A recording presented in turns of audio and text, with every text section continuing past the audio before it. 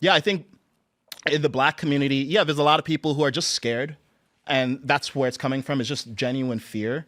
And I understand where it's coming from. But I'll remind people, before Trump got into politics, he was the man in every community. Black people loved him. He was friends with Nelson Mandela and Mike Tyson and Michael Jackson. And like this whole Trump is a white supremacist thing was very new. It only happened after he got into politics. So I just encourage people to like look back in your memory banks and wonder, when did you start believing this stuff anyway, and why?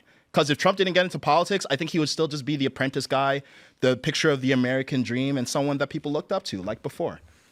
But has his efforts have been paying off in the black community, do you think? It's tough, man. I think, unfortunately, no. Like, that would be my guess. And it's not because of what he's doing, but the way that everything gets positioned. Like, for instance, when we talk about DEI, anytime people think DEI, they think DEI pro-black people, removing DEI anti-black people, when of course there's nuance to that. I think that a lot of these DEI policies have actually been harmful to black people. I think this whole idea of a DEI hire has come from black people being promoted because of the color of our skin. That's not helpful for black people. I think it's actually belittling. I think it's disempowering to think. I want to ask about something more specific than DEI, because in the way it manifests, because I wanted to have something tangible here, like affirmative action. So, for example, some black people have argued that it's actually harmful. I feel like Thomas Sowell's actually argued that, or who's the Supreme Court? Clarence Thomas actually wrote about this in his book, that when he went to college and when he went to law school, he believed that everybody looked at him differently because he thought that everybody only thought he was there as a result of affirmative action. But others say that no, black people were dispossessed and they actually needed this leg up and statistically couldn't compete as well and were underrepresented in a lot of these colleges and in positions of power and wealth. So, like, do you understand those two arguments? And what do you think about the... Yeah, so I actually went to Harvard. I'm black. I'm also first generation. So I'm in this interesting position because a lot of the black people who are supposed to be getting help by these policies are not first generation immigrants. They're descendants from slaves way back. Me, I don't have that trauma in my lineage. I don't see any reason why I need affirmative action. But in America, it's like, oh, well, you're black, so you need a leg up. So when I went to Harvard, it's like, I like to think I would have gotten in no matter what, but I don't know. Did you have some imposter syndrome and feel as though others didn't think you belonged there as a result of affirmative action and DEI? It's always a question. I don't personally feel like I didn't deserve to be there, but it's always a question. And I know people some people are thinking it. And I'll actually tell you a funny story. After I made my shift from the left more toward the right, I consider myself independent, but you know how it goes. I had someone who knew me personally, knew me well, who was a liberal, lash out at me because of something I said and threw the fact that I went to Harvard as a black man in my face. Wow. And basically tried to imply that I got into Harvard because I'm black. I was like, wait, you're supposed to be the side that's looking out for me, and you're trying to insult me and take away my achievements.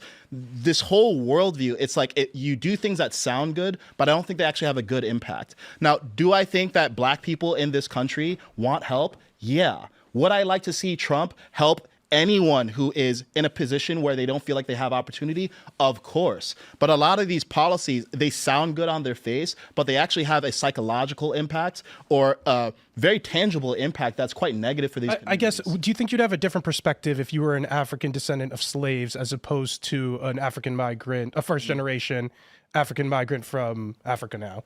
I might, but then the question would be, okay, well, why aren't we spending as much effort on the starting line for black Americans as we are on the finish line? Why is it that when someone is 18, they're just artificially shoved into an employment role or an admissions role that they just don't have as good qualifications at, rather than in K through 12, we're making sure that we're giving kids good education in inner city schools, or we're making sure that they're not being exposed to environmental toxins that are retarding their development. Like, that's what we need to actually do. But instead, we do the sledgehammer, most obvious seeming solution that doesn't actually solve the root causes of the problem. Absolutely. For the record, I agree with you. I just wanted to steel man the argument. You hit the nail on the head with a hammer. Yeah.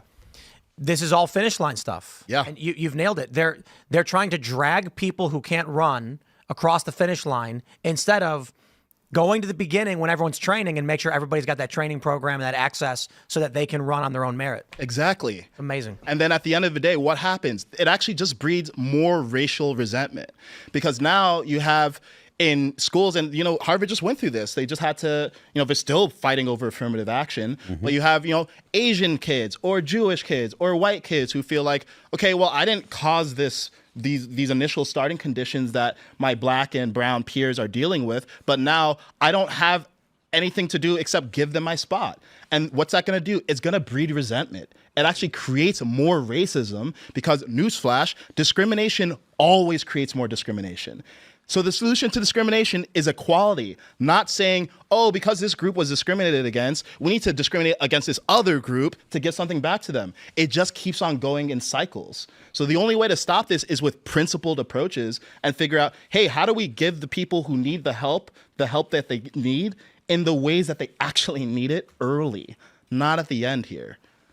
Yeah, absolutely, spot on there. But then what we end up with is a Democratic Party that doesn't want to solve a problem. They want a wedge issue they can continually use. So they need to do half measures that make it look like they're doing something. Affirmative action. Yeah, we'll get you into college. See, look at all the great things I'm doing for you. But they don't actually want these problems to be solved. They don't, the Democrats love that Roe v. Wade got overturned. They're like, wow, we're going to be able to, we have a wedge issue now for every election. They could have codified Roe v. Wade anytime they wanted. Whenever they had during Obama, they could have done it. They didn't do it. The Republicans could have got rid of Obamacare several times. They could do it right now. They won't do it because this is what politicians do. Yep. Thanks for checking out this clip from Timcast IRL. Make sure to watch the show live Monday through Friday at 8 p.m. Subscribe to this channel, and we will see you all there.